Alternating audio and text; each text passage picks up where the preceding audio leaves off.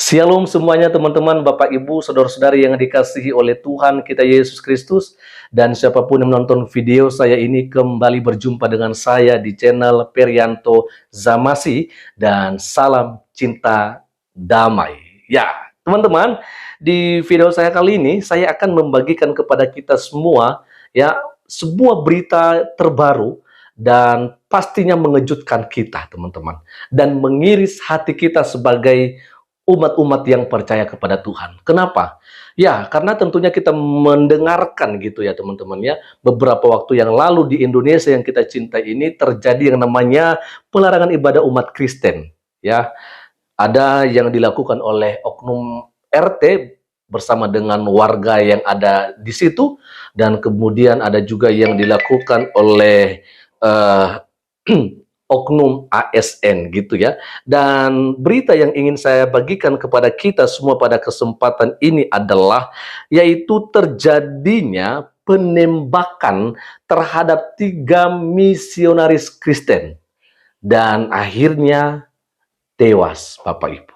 Nah, ini tentunya sangat mengagetkan kita teman-temannya, tapi inilah yang terjadi hari-hari ini ya. Saya akan langsung saja coba membacakan kepada kita semua ya. Saya baca ini dia sebuah berita. 3 misionaris Kristen tewas ditembak geng kriminal di Haiti. Ya, ini beritanya diterbitkan kemarin pada hari Sabtu 25 Mei 2024 dari situs Korps Nusantara ya. Jadi semuanya saya pakai data teman-teman ya. Oke, saya akan bacakan saja kepada kita semua. Ini dia. 3 misionaris Kristen dari Mission in Haiti tewas ditembak oleh geng kriminal di Haiti, kata kelompok yang bermarkas di Oklahoma ya.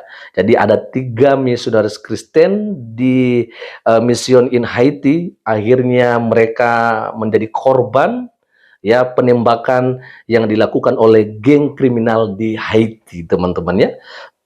Lalu dikatakan bahwa para misionaris sedang berlindung di sebuah rumah ketika anggota geng mulai menembaki kediaman tersebut pada hari Kamis 23 Mei 2024, kata kelompok itu dalam 2 postingan Facebook. Kekerasan geng selama berbulan-bulan di Haiti telah memaksa pemerintah untuk mundur dan Menteri Luar Negeri AS Antony Blinken memperingatkan negara tersebut hampir menjadi negara gagal.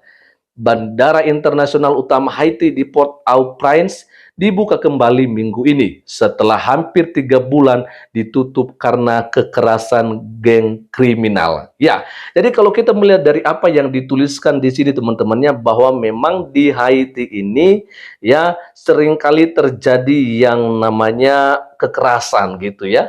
Bahkan juga dikatakan sampai-sampai bandara internasional utama yang ada di Haiti ini juga sempat ditutup teman-temannya sampai 3 bulan ya, oleh karena kekerasan geng kriminal yang ada di Haiti ya.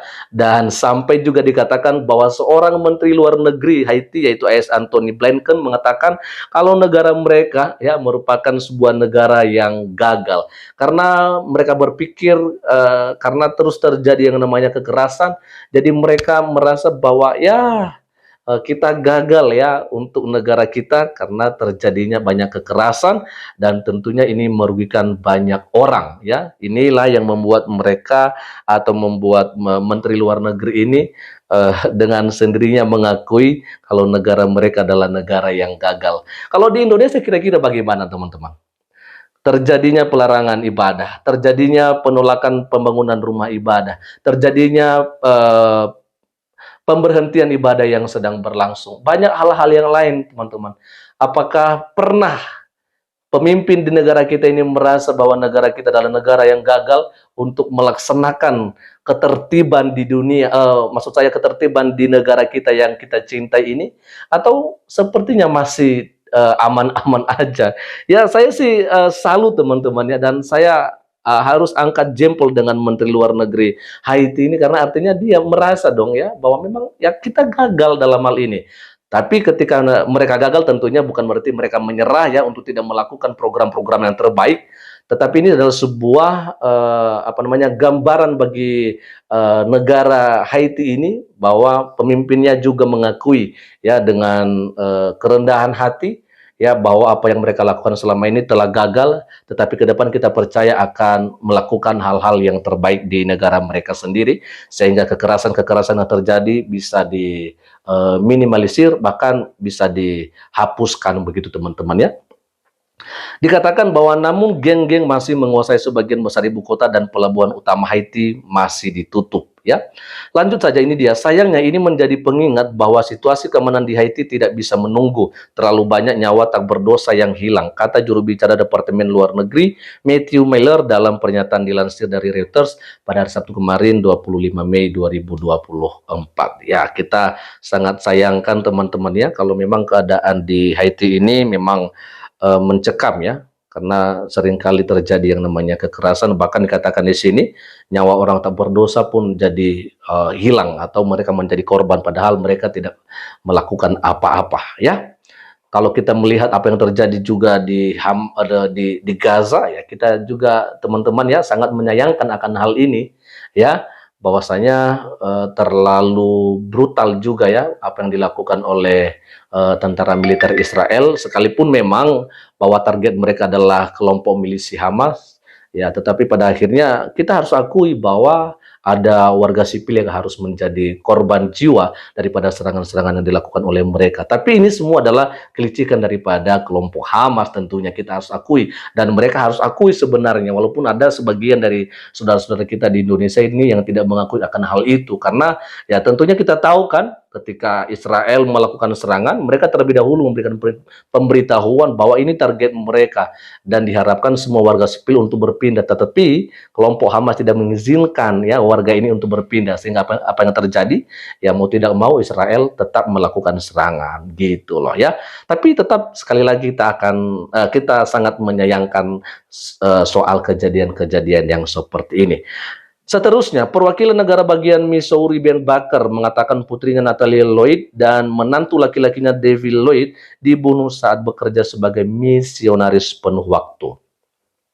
David Lloyd adalah putra pendiri organisasi David dan Alicia Lloyd yang memulainya pada tahun 2000. Identitas orang ketiga yang tewas belum diumumkan. Kita akan baca sampai selesai dulu teman-teman ya. Hati saya hancur berkeping-keping. Saya belum pernah merasakan sakit seperti ini, kata Baker di Facebook. Pasangan itu meninggalkan gereja ketika mereka disergap oleh 3 truk yang penuh dengan anggota geng. Mereka membawa David Lloyd ke sebuah rumah, mengikat dan memukulinya sebelum mengambil truk kelompok tersebut dan beberapa barang lalu pergi, katanya. Tidak ada seorang pun yang memahami apa yang mereka lakukan, tidak yakin apa yang terjadi. Namun 1 orang ditembak dan dibunuh, dan sekarang geng ini melakukan serangan penuh, imbuh dia ya. Nah, itu dia teman-teman ya. Ini sangat membuat kita menjadi sedih juga ya dengan apa yang terjadi ini. Bagaimana mereka yang menjadi misionaris, mereka yang memberitakan Injil, yang mereka yang memberitakan tentang kerajaan sorga, mereka yang memberitakan tentang keselamatan yang datang hanya dari Tuhan Yesus Kristus, dan akhirnya mereka harus meninggal dunia, mereka harus tewas di saat mereka ya melakukan amanat agung Tuhan kita Yesus Kristus. Saya mau katakan teman-teman, ini menjadi alarm bagi kita semua, terlebih sebagai anak-anak Tuhan dan apalagi hamba-hamba Tuhan, bahwa kita harus mempersiapkan diri teman-teman ya. Ya, karena pasti juga kita akan mengalami hal yang sama ke depan. Karena jelas bahwa ketika Yesus mengatakan, kalau kita mau mengikut Dia, kita harus memikul salib, kita harus memikul penderitaan, kita harus mengalami serangan-serangan dari orang-orang yang tidak menerima Yesus sebagai Tuhan dan Juru Selamat. Jadi memang kita harus siap sedia. Ya, bahkan dikatakan juga oleh Tuhan Yesus ketika mengirimkan penolong yang lain, dikatakan oleh Tuhan bahwa ya Dia akan memberikan penolong yang lain kepada kita, yang dimana dunia tidak menerima Dia, ya. Karena kenapa? Karena dunia tidak melihat Dia dan tidak mengenal Dia, tetapi kita mengenal Dia karena Dia tinggal di dalam kita, Dia tinggal menyertai kita. Sebab itu teman-teman, sekalipun apa yang terjadi ini membuat kita seperti khawatir, eh, mungkin rasa cemas, takut teman-teman. Tapi tetaplah percaya ketika Roh Allah bersama dan ada dalam kehidupan kita untuk terus berkarya, maka kita percaya kita pasti akan dikuatkan oleh Tuhan. Sehingga dalam setiap permasalahan, pencobaan-pencobaan yang kita harus alami dalam kehidupan kita, di dalam pengiringan akan Tuhan, kita tidak akan takut dan kita tidak akan gentar, dan apalagi tidak akan menyangkal iman kepada Yesus Kristus. Mari kita berdoa untuk keluarga ya yang ditinggalkan oleh misionaris yang ketiganya ini. Tadi dikatakan bahwa ada satu orang yang tidak disebutkan identitasnya, dan siapapun dia, siapapun mereka yang sudah menjadi korban ya daripada penembakan yang dilakukan oleh geng yang ada di Haiti, kiranya Roh Kudus memberikan penghiburan kepada mereka, dan kiranya juga pemerintah boleh tegas dalam hal ini sehingga mereka boleh memberantas kekerasan-kekerasan yang sering terjadi di negara Haiti di sana, teman-teman ya. Dan tentunya harapan kita juga di Indonesia kita yang sangat kita cintai ini, kalau banyak terjadi yang namanya pelarangan ibadah yang dijamin oleh undang-undang sebenarnya untuk beribadah sesuai dengan ajaran agama kita masing-masing, maka tentunya dalam hal ini kita berdoa juga kiranya pemerintah kita boleh memberantas dan membasmi orang-orang yang terus melakukan intoleransi di negara kita yang sangat kita cintai bersama ini. Oke teman-teman, jadi segitu aja dulu yang bisa saya bagikan kepada kita semua pada kesempatan siang hari ini, dan Tuhan Yesus memberkati kita semua. Shalom.